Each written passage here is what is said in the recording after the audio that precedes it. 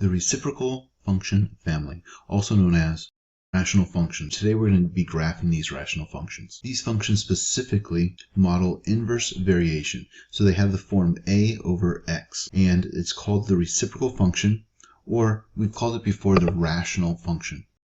Now if you remember, we have talked about graphing these once before when we did our quick sketches, but we'll run through it one more time very quickly. The a value deals with our vertical stretch or compression, and in reality it's not going to affect our graphs that much, especially if you're graphing it by hand.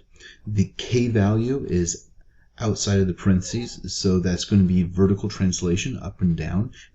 The k is our basically y translation, and then the h is inside the parentheses. I know it doesn't look like there's parentheses, but technically, as long as it's all under the fraction, it's inside the parentheses. And because he's inside the parentheses with the x, then it's going to be the horizontal translation. And remember, the negative sign tells us that it's going to be a rebellious number. So if you have x plus something, it's actually going to move to the left. And if you have x minus something, it's going to move to the right. Don't forget those rebellious numbers. Now the graph on this is a hyperbola, and you see that down here. These graphs have two asymptotes. They have the vertical asymptote and the horizontal asymptote. Remember, an asymptote is an imaginary line that the graph cannot cross. It's pretty simple. If it's a vertical asymptote, you're looking for x is equal to a number, that's vertical lines, and basically the number that we're looking for is the h value. And for the horizontal asymptote, y equals a number, that's going to be your horizontal line, and it's going to be the k value. So for this graph, we have the dashed lines on the axis going up and down. We have two hyperbolas. This is the basic quick sketch, or the graph of y equals 1 over x. Your domain, it's not going to be all real numbers. It's going to be all real numbers except for 0, because this graph is never actually going to come down and touch the 0. Same thing with the range. It's going to be all real numbers except for the 0.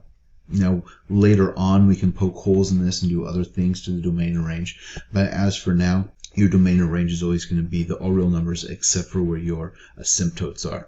So for these two examples, they say using the graph of 1 over x as a guide. So I have the graph of 1 over x right there so that we can easily see it. And it says to describe the transformation and graph each function. So we're going to go a little bit more than that. We're also going to find the domain, range, vertical asymptote, and horizontal asymptote. So for the first one, it says x minus 3 on the inside. And what that means is that we're going to move the graph 3 spots to the right. 1, 2, 3. We're not moving the graph up and down because there's no k value.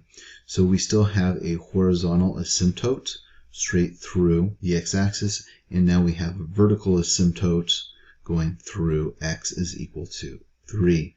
The new graph will look something along these lines with a center right here at 3, 0. The vertical asymptote, the one going up and down, is at x is equal to 3.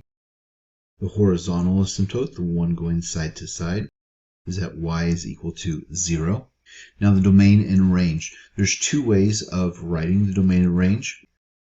The domain is going to be, we can say that the domain is 3 greater than x, which is also going to be greater than 3. So everything to the right and to the left of 3, not including 3. Notice there's not including. It's also written, if we have the funny little brackets here, x such that x does not equal 3. And what that's basically saying is x, all real numbers except for 3. And so you'll see it written both ways, so it's important that you know how to write this in both ways. We can do the same thing for the range. The range, remember, we didn't move up and down, so it's going to be 0, y, 0.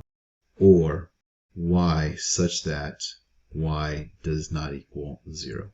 So there's two ways of writing the domain range. For the next one, there's nothing inside the x, so we're not moving it left and right, but we are moving it down. I know it's down because that's a negative, and I know I'm going to move down 2 places. So I'm going to go down 1, 2. I'm going to have my horizontal asymptote going through x is equal to negative, y is equal to negative 2, and my vertical asymptote did not change. Again, we're looking for the center here. The center is right there. So our center is at 0, comma, negative 2. I should probably put the graphs in here also. This graph got moved down. The vertical asymptote didn't move to the left and right. It's right through the middle. So our vertical asymptote, x is equal to 0. The horizontal asymptote did get shifted 2 down. So we'd say y is equal to negative 2. The domain is going to be, and the range will be y such that y does not equal negative 2. And it looks like I wrote the wrong number here. Our vertical asymptote was 0, but I wrote 3. So let's go back there and fix that. Our vertical asymptote is going right there through 0. So identify the asymptotes, the domain, the range of the function. This one doesn't make you graph it. If it helps you to see things, we can graph it. We're going to do it first without the graph. Let's look at what's happening here. I have the plus 3 on the inside. That's your h value. So what that's telling you is it's moving to the left 3. And then the negative 2 right here is telling you that it's moving down 2. That gives us a center of negative 3, comma, negative 2.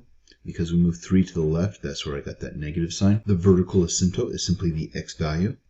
So our vertical asymptote, x is equal to negative 3. Our horizontal asymptote is simply the y value. So our horizontal asymptote is y is equal to negative 2. And that leaves us with the domain and range. So the domain are the x values.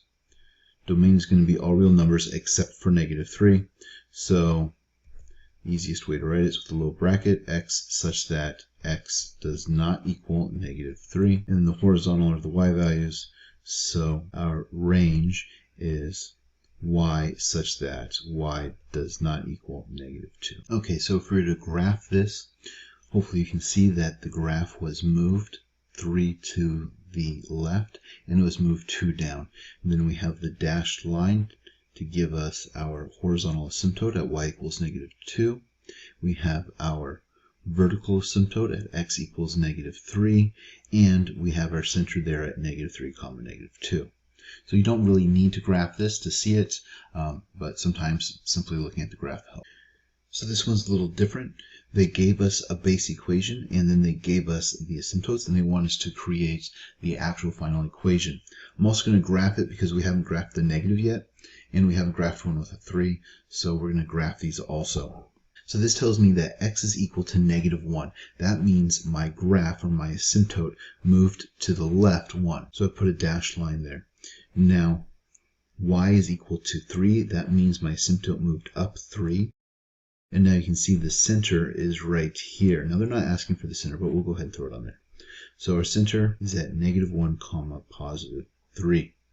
Now if I'm going to write the equation, remember what's in the x always is opposite of what we actually do. So that means we're going to have y is equal to negative, there's a 3 on top.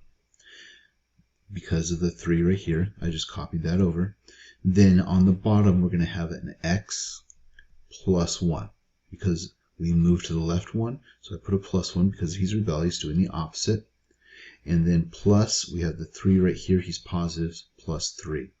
So y is equal to negative 3 over x plus 1 plus 3. Now, there's two things about this graph. The 3 on top and the negative sign. The negative sign is going to do is flip this. So instead of being in this quadrant here where it normally is, it's going to move it to the bottom. And then the same thing on the other. Instead of being on the bottom, it's going to move to the top.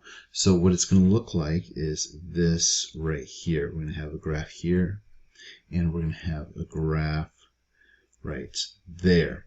Now the 3 on top, since we're doing it by hand, you more or less can ignore the 3 on top. What that's going to do is if it was a 1, it would be closer and look like that. Because of the 3, it's just a little bit farther out. So drawing it by hand, don't really worry about that too much. For this last one, they give us x equals 4 and y equals negative 2. That means my center, we have 4, comma, negative 2. That means my formula is going to be y is equal to, now the negative and the 3 come from the original equation. On the bottom we have x minus 4 because it's the opposite of that positive 4, and then minus 2 at the end because it's the same negative 2.